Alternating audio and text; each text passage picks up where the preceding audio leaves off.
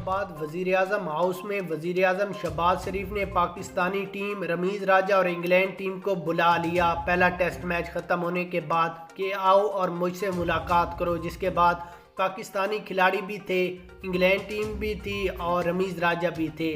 जिसके बाद वज़ीर आज़म शहबाज शरीफ ने उनसे तकरीबन 40 मिनट और 15 सेकंड तक उनसे मुलाकात की, जिसमें इंग्लैंड टीम को इनामात दिए, मुबारकबाद दी है कि आपने पहला टेस्ट मैच जीता। उसके बाद रमीज़ राजा और बाबर आजम से पूछा कि आपने पहला टेस्ट मैच क्यों हारा।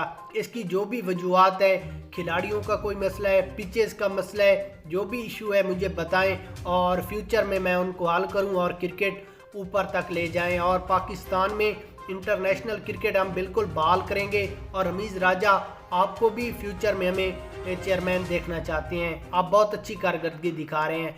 मुकम्मल वीडियो आपको दिखाते हैं जो कि वज़ीर आज़म से मुलाकात की गई है। उससे पहले कमेंट्स में बताना है कि वज़ीर आज़म शहबाज शरीफ को क्रिकेट के हवाले से क्या करना चाहिए। इसके बाद वज़ीर आज़म शहबाज शरीफ ने इंग्लैंड टीम को काफ़ी इनामात करोड़ों के हिसाब से दिया और मुबारक भी दी कि आपने पहला टेस्ट जीता, इंशाल्लाह दूसरा टेस्ट मैच पाकिस्तान टीम जीतेगा।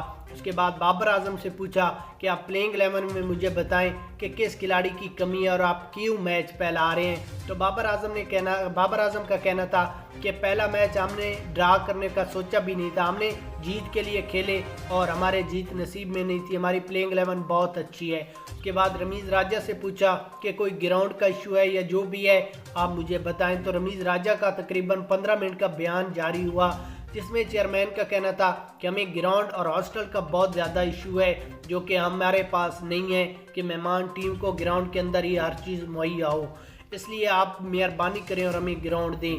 तो उसके बाद वज़ीर आज़म ने कहा कि मैंने ये नोटिस ले लिया है और क्रिकेट के हवाले से जो भी इशू होंगे वो इंशाल्लाह जल्द से जल्द ठीक होंगे और बाकी इंटरनेशनल क्रिकेट पाकिस्तान में बिल्कुल बहाल हो।